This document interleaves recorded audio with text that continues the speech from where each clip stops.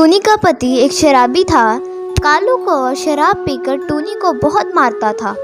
उसकी 3 बच्चियां माँ को पिटता देखकर बहुत निराश होती।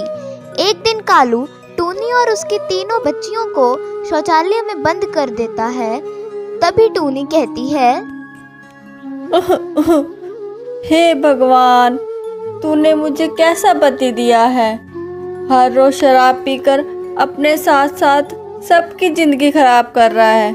हमारी तीनों बच्चियों के भविष्य का पता नहीं क्या होगा।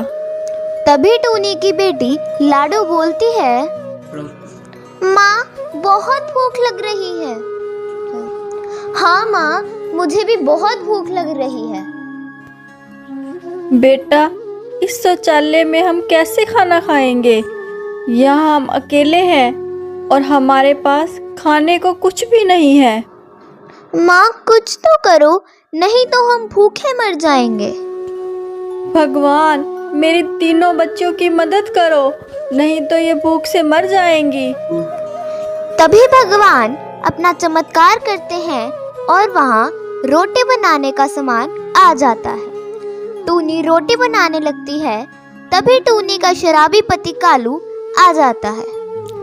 ए टूनी, चल दे मुझे रोटी। आज रोटी खाकर उसके बाद शराब पीऊंगा। कालू, एक तो तुमने हमें शौचालय में बंद कर दिया, अब तुम हमसे रोटी मांग रहे हो। पता है तीनों बच्चियों को कितनी भूख लगी है। अगर उन्हें रोटी नहीं खाई तो वे मर जाएंगी। उन्हें रोटी खाने दो। अच्छा, अब तुम मुझसे जबान लड़ाएगी। अब देख मैं तेरा क्या हाल करता हूँ। तभी कालू कौआ टूनी को बहुत मारता है। टूनी पूरी तरह जख्मी हो जाती है। तभी कालू मौके का फायदा उठाकर सभी रोटियां खा जाता है। टूनी जख्मी होने के कारण उसे रोक नहीं पाती और कालू उसे वहीं अकेला बंद करके चला जाता है। तभी लाडो कहती है कि माँ, तुम्हें तो बहुत चोट लगी है। अगर तुम्हें कुछ हो गया तो हम सब कैसे रहेंगे? हम सब यहाँ परेशान हो रहे हैं और पापा बाहर शराब पी रहे हैं। अगर ऐसा ही चलता रहा तो हम सब ज्यादा दिन तक जिंदा नहीं रह पाएंगे। बेटा, भगवान बुरा करने वालों को सजा जरूर देता है। दिन बीतने लगते हैं। रवाना ना होने के कारण टूनी चिड़िया और उसके तीनों बच्चियों की मौत हो जाती है। दूसरी तरफ कालू अपने दोस्तों के साथ शराब पी रहा था। वो इस बात से अनजान था कि उसके परिवार की मौत हो चुकी है। आज तो जमकर शराब पीऊंगा।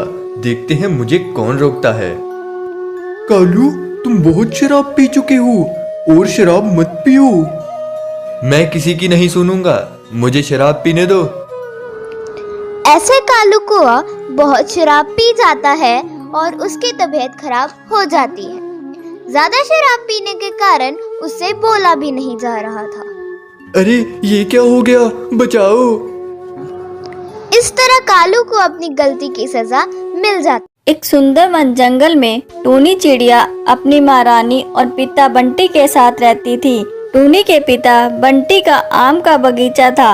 वो अपने आमों को नदी के उस पार एक बाजार में बेचा करते थे। गर्मी के दिनों में आम बेचकर उसकी अच्छी कमाई हो जाया करती थी। एक दिन बंटी चिड़ा अपने खेत में काम कर रहा था और तेज धूप के कारण बंटी चिड़ा बेहोश हो जाता है। बहुत देर तक जब बंटी चिड़ा घर नहीं आता तो टूनी चिड़िया की माँ रानी बगीचे में जाती है। वहाँ वो देखती है बंटी चिड़ा गिरा पड़ा था। रानी चिड़िया उसे उठाने की कोशिश करती है। बंटी उठिए, ये क्या हुआ आपको? चलिए घर। लेकिन बंटी चिड़ा नहीं उठता। यह देखकर रानी चिड़िया रोने लगती है। हे भगवान, तूने मेरे और मेरी बच्ची के साथ क्या कर दिया? अब हमारा ध्यान कौन रखेगा? उसके रोने की आवाज सुनकर कुछ पक्षी वहाँ आ जाते हैं।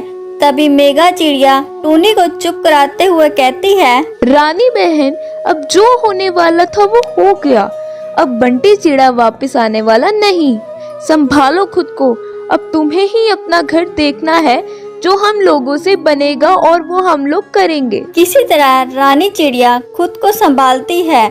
कुछ दिन गुजर जाते हैं। अब रानी चिड़िया बगीचे की देखभाल करती है और टूनी चिड़िया आम को बेचने जाया करती थी। आम ले लो आम, ताजे ताजे कच्चे कच्चे आम। आम ले लो और ताजे ताजे कच्चे कच्चे आम। अरे टूनी चिड़िया, तू ये आम कितने के दे रही है? थोड़े आम मुझे भी दे दे। ये लो, ये बहुत ही सस्ते हैं, बस इसके लिए आपको 20 रुपए देने होंगे। लेकिन मेरे पास रुपए नहीं, मूंगफली है। तू मूंगफली लेकर मुझे आम दे दे। कालू कौवा मूंगफली देके आम ले लेता है और वहाँ से चला जाता है। इसी तरह टूनी अपने आमों को बेचा करती थी। वो अपने ग्राहक से बहुत ही अच्छे से बात करती थी, इसीलिए उसके सारे आम बिक जाया करते थे।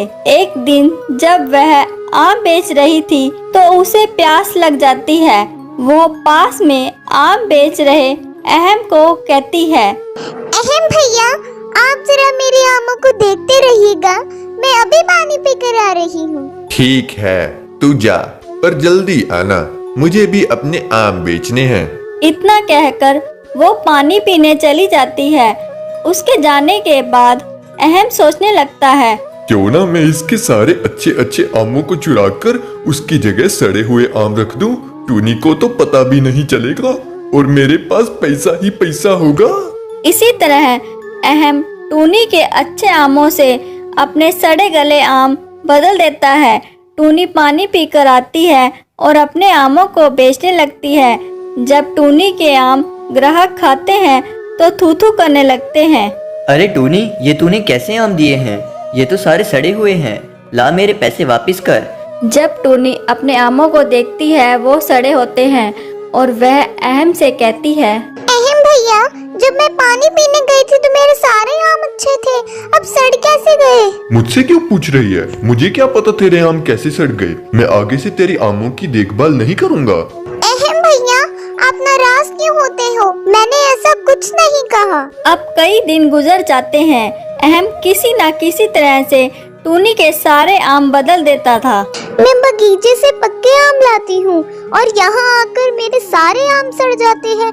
ये अहम ही मेरे सारे आमों को बदल देता है। एक दिन टूनी अहम को रंगे हाथ पकड़ने का प्लान बनाती है। पानी पीने के बहाने करके वहाँ से चली जाती है और छुपकर अहम की हरकत को देखने लगती है। जैसे ही वो टूनी के आम बदलने लगता है, तभी टूनी चिल्लाने लगती है, अहम, मैंने तुम्हें आज रंगे हाथों पकड़ लिया।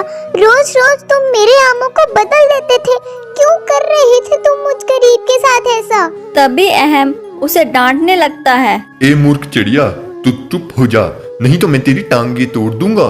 फिर तू आम बेचने के काबिल ही नहीं रहेगी। उन दोनों की तू मैं को सुनकर सभी पक्षी इकट्ठा हो जाते हैं। तभी टूनी चिड़िया उन्हें अहम की करतूतों के बारे में बताती है।